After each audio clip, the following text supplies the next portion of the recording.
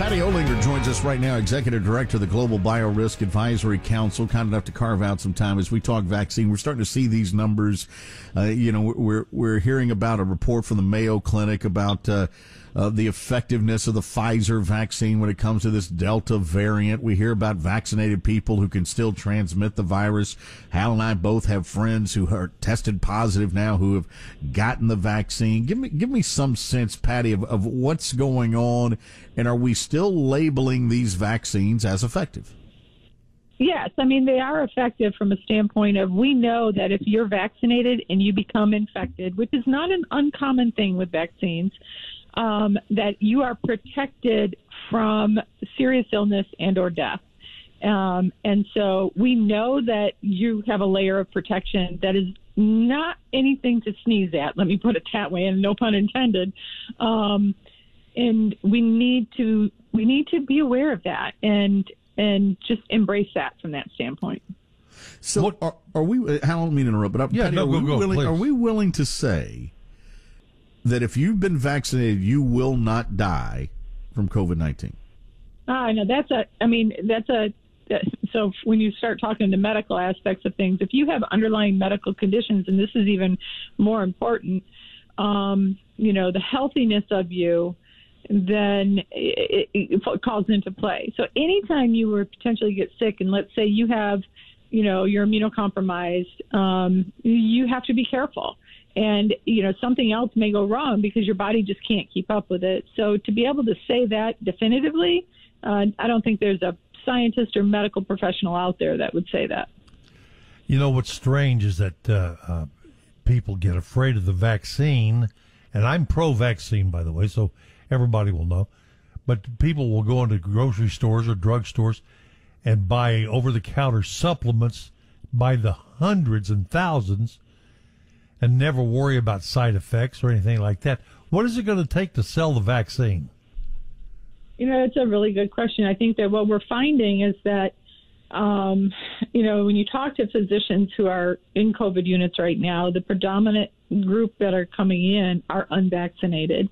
And what they're seeing is that family members then who were, weren't going to go get the vaccine, all of a sudden go get the vaccine.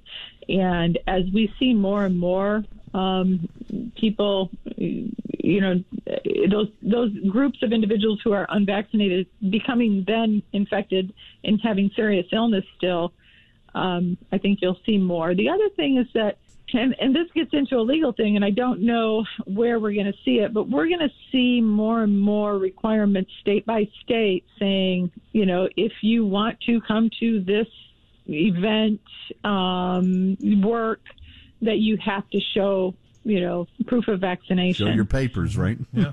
Yeah, and other countries can demand that. If you want to go visit some other country, they can say it very easily, show your papers. Yeah, you want to cross the border, you're back in the days of Germany with the Jews, show me your papers. We know that it works. When we were sold on the vaccines, we were kind of sold that we wouldn't have to wear the mask anymore.